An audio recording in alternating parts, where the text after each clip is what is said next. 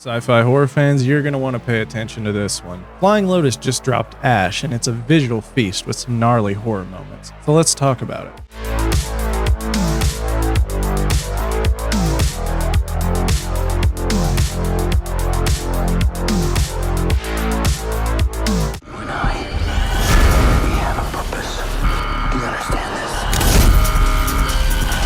What are you not telling me? What's happening? Unusual life form.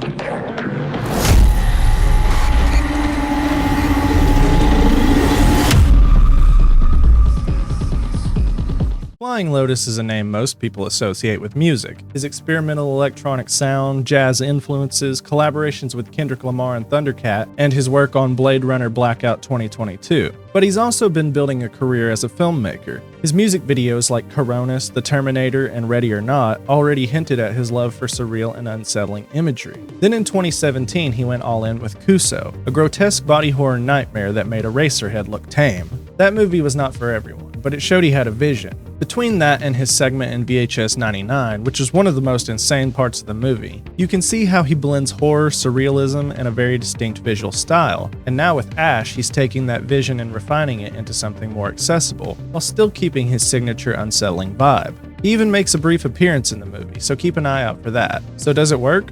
Let's get into it. Before we dive into the review, if you love sci-fi horror, hit that like button and subscribe. Also, if you want to support the channel, I have a Patreon. Just $1 a month helps keep things going, and for $5, you can request a movie for me to cover on the channel. Links in the description. So without spoiling too much, Ash follows Rhea, played by Eiza González, a lone worker stationed on a distant planet. She stumbles upon a horrific discovery and soon finds herself questioning what's real and who she can trust, especially when Brian, played by Aaron Paul, arrives. From there, things unravel into paranoia, terror, and some truly nightmarish body horror. First things first, this movie is pure eye candy. The cinematography is stunning, and Flying Lotus makes some really bold choices with lighting, composition, and movement. The heavy use of red and blue lighting isn't just there to look cool. It creates this dreamlike, almost hypnotic atmosphere that constantly keeps you on edge. Even in the quieter moments, the lighting makes you feel like something unsettling is just around the corner. And then there's the camera work. There's some fantastic tracking shots and unique angles that really pull you into the isolation and paranoia of the story. You'll notice a lot of slow, creeping shots that build suspense, but also some chaotic, disorienting moments that add to the horror elements. Visually, Ash is a treat, and it's clear Flying Lotus put a lot of thought into how every frame looks and feels. One thing I really appreciate about Ash is how it wears its influences on its sleeve without feeling like a ripoff. If you're a fan of Alien or The Thing, you'll definitely pick up on some of the atmosphere and paranoia-driven horror elements. There are moments where it even reminded me of Dead Space, especially in how it builds tension through isolation and eerie otherworldly environments. But despite these clear inspirations, Ash still carves out its own identity. It doesn't just rehash what those movies did,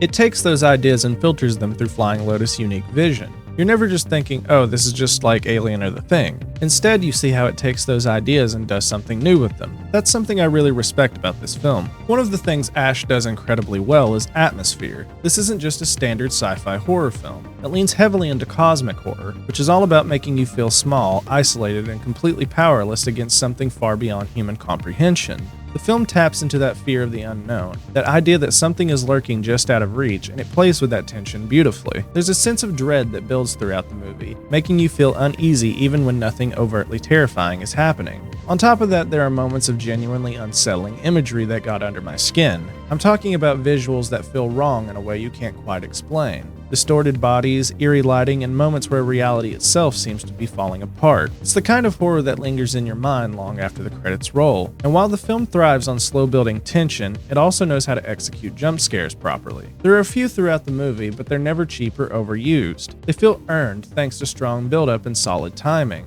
This is one of those rare horror films that understands how to use jump scares as a tool rather than relying on them as a crutch. Now, if you're here for the gore, let me just say, it takes a little while to get there. There are some brief glimpses early on, but Ash really makes you wait for the full-on gore and body horror. But when it hits hard. Some of the practical effects and gore sequences in the third act are fantastic, really visceral, really brutal. There's some moments that straight up made me wince, and for horror fans, that's always a good sign. The body horror in particular is where the film really shines. It leans into some nightmarish, almost Cronenberg-esque territory, with some truly disturbing disturbing transformations and effects. Without spoiling anything, if you're a fan of the grotesque and unsettling, the final act of the movie is going to be very satisfying. A movie like this only works if the performances sell the tension and paranoia, and I think both Eiza González and Aaron Paul do a great job. Eiza carries most of the movie, and she absolutely nails it. She's believable, emotionally grounded, and really sells the isolation and growing fear of her situation.